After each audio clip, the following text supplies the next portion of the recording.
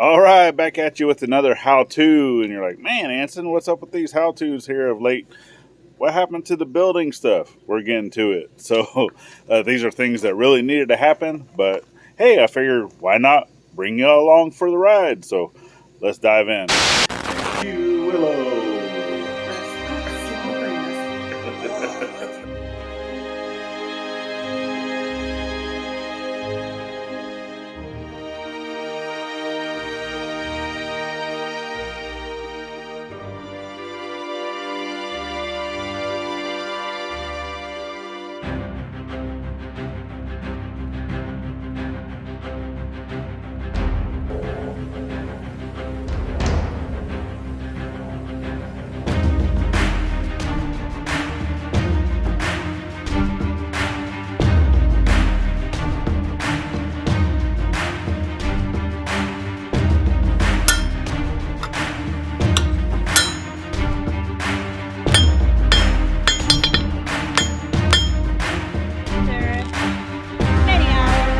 So here we are back on a different day.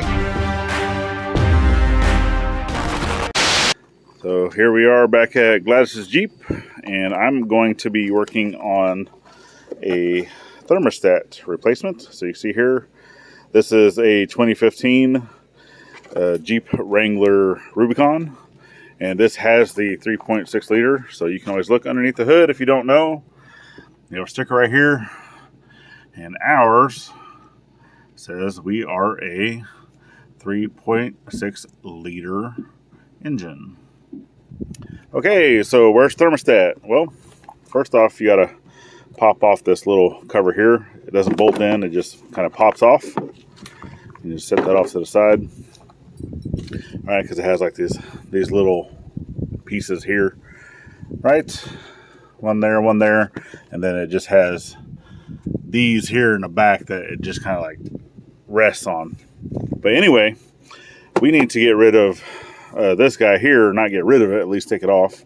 So I got two 10 millimeter bolts, and then I just have a radiator clamp here, a radiator clamp here, because I need to get to the housing, which is right there. And we'll move this out of the way, make it easier to get to. Now, we weren't actually getting any type of codes or anything like that with this, but if you're getting I believe it's a P0126 code, then that is basically telling you that, hey, your thermostat is stuck. Or I don't know the exact verbology or whatever it is, but it's basically telling you that you're having an issue with your coolant. So that's going to be the main issue, is that thermostat. Now, you can take your vehicle to any type of local auto parts store. Just about all of them will do a check, right? They'll give you a check on the inside with one of the readers. Most of them will even give you a printout if you go back into the store. And 9 times out of 10, all that stuff is free. So you can go check that out. I normally head up to our local O'Reilly's if I ever need that. It's a great service to have, but there's another way that you can check your code without having to go anywhere. So let's go check that out. Okay, so we're going to go ahead and come inside. I'll try to get this to focus for you guys. And our door is ajar. No, it's not a jar, it's a door. But you're going to go ahead and put your key into the ignition. You're going to get a nice little beep, right, because your door's open. And then you have 1 click and 2 clicks, right? That's the second click where everything is everything's coming on. It's checking all the stuff. Well, what you do is go back to that first click, right? And then you go 1, 2, 3. Now it's going to start doing a diagnostic. And whenever it's done, where those dotted lights are, it says done. If there's nothing wrong with it. Now, if you have a code, it's going to pop up that code right there where the mileage is. So, yep, we have a 86,303 miles on a 2015. Whew, lot of miles. But all right, that's how you check your code. Let's get back to the engine compartment. Okay, so it doesn't really matter if you're taking off your clamps first, which you don't have to take these all the way off. You just loosen it.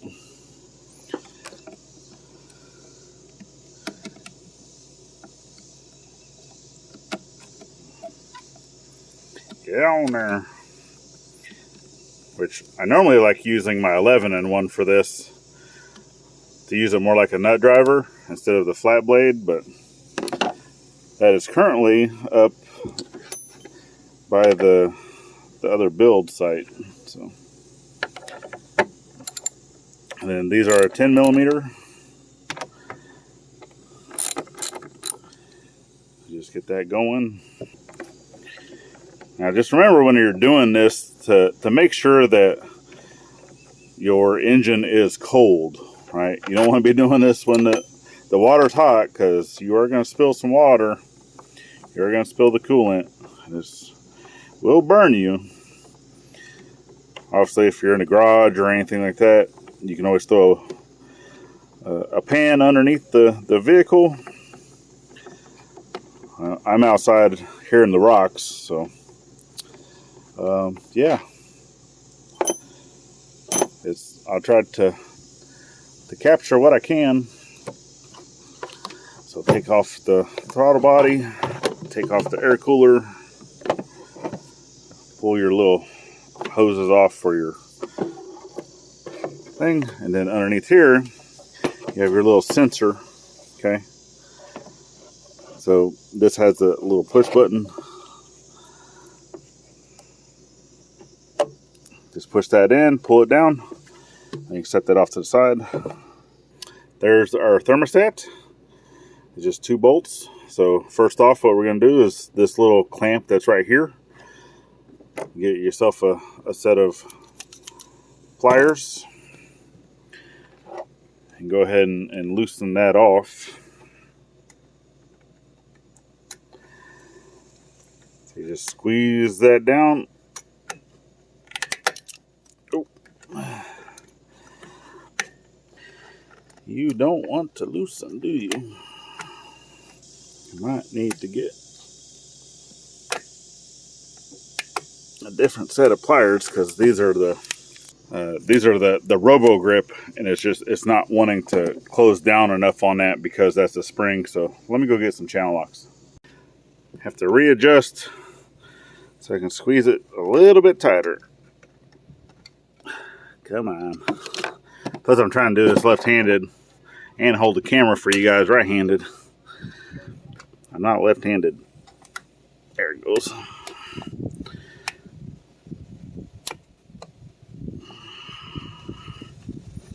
Just need to slide that back like that. That hose off there. And if you can, try to bring it up here. Just set it right up against your bottle so you're not spilling a whole lot. Now these, for the bolts that are on here, they are 10 millimeter, but they also have a Torx, which I believe they're a Torque 25, a T25 Torx heads, so you can use either or. I have a 10 millimeter here already, so that's what I'm going to use. And I really love these long extensions that has, you know, the head that looks like that, because it's kind of like a little swivel head. It gives you just a little bit of room for it to wiggle and jiggle if needed, which I might be too long with that. Yeah, I'm gonna have to go back to the other one. Now these are not super tight. It should only be I want to say it's like 105 inch-pounds. When I looked it up,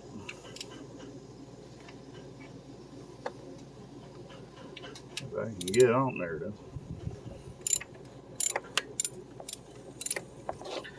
Just get those broke free.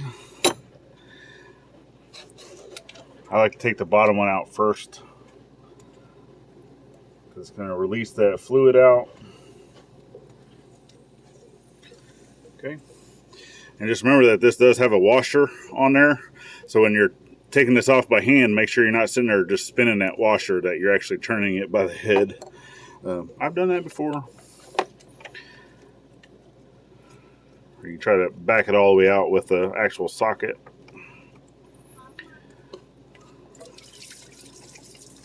There goes the rest of our coolant.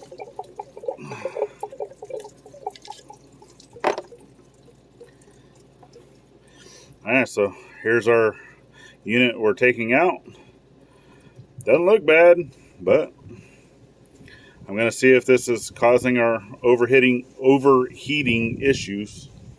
So you get the new one, get you a bolt up here in the top.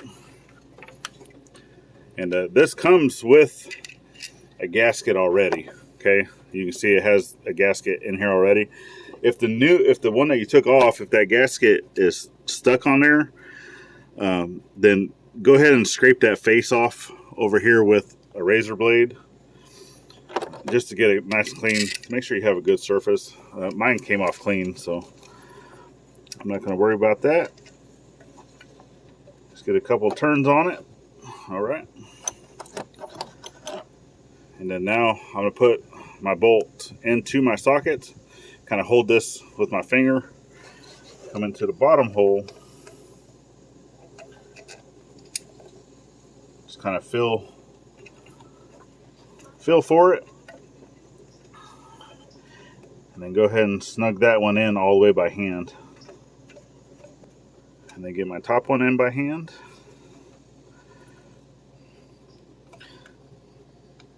My hands are all wet. Probably should have put my gloves on, but I didn't.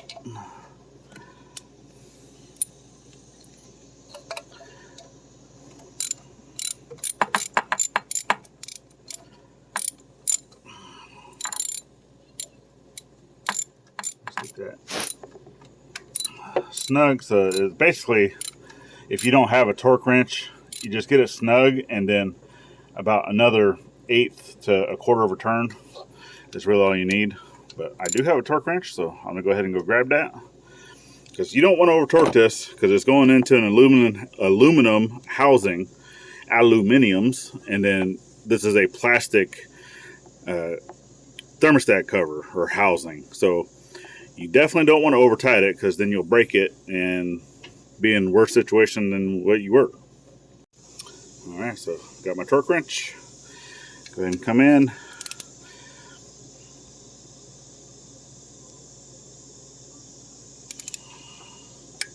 Click.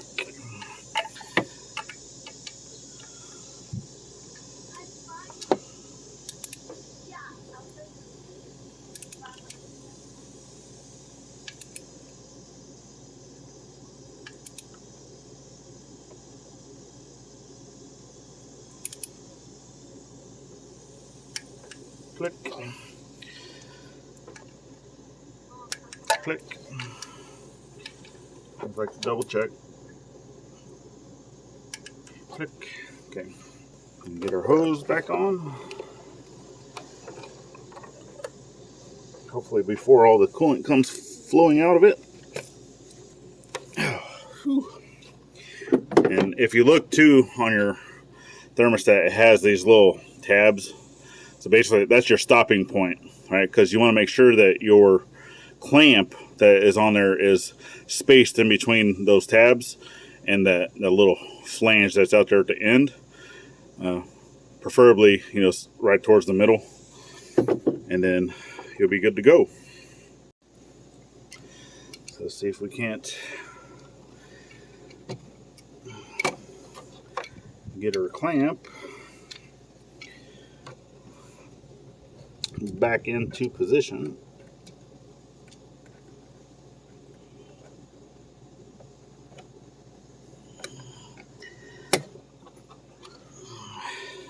Like I said, I am not left-handed, and I always have a hard time. There we go. Got it. All right, so now that is back in, go ahead and get your air duct. Make sure you put your sensor back on. You will hear like a little click on that. Gonna have to move you guys just a little bit. All right, I think you guys are good over there. So we'll get that one put in. This one put in. I got flies that keep wanting to eat me. See, I got trigger and tick bites on my legs, and where those those marks are on my legs, the little bite marks. Flies keep wanting to land on that, and it irritates the crap out of you. Living in the country, working in the woods.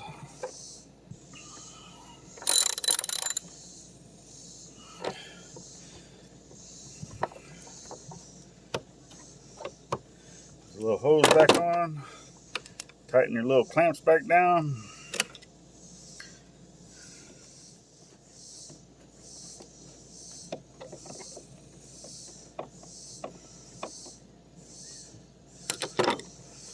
All right, and put your cover back on. So.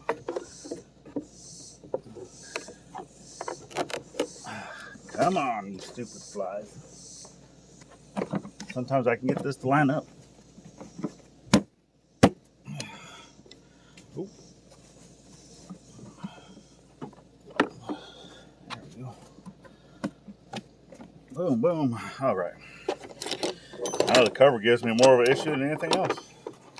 All right, then you make sure that you re-top off your coolant. So I actually have this, which this is a concentrate. So whenever you buy this, make sure that you're mixing it for your ratios. It has the ratios in the back. I do a 50-50 mix. So 50% coolant, 50% water. All right. And then try to pour it in here, which, let me get this good and shook up. Make sure that's good and mixed. Make a humongo mess in the process.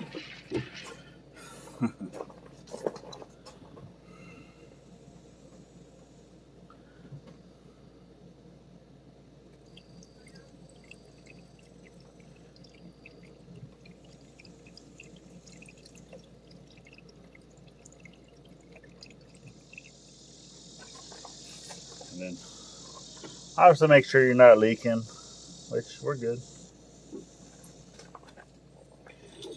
All right, and to make sure that we have coolant going into the actual engine, I'm gonna go ahead and start it quick. With this still open, it's not gonna hurt nothing until it starts getting super hot. So let's go ahead and go knock that out.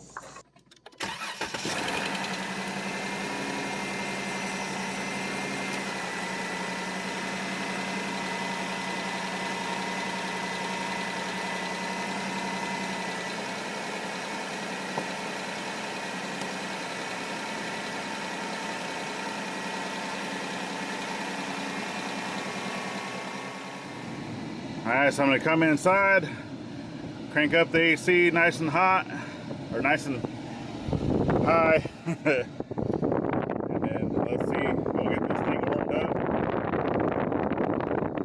And you can just go to your menu settings here. Boom, menu, until you see coolant temp.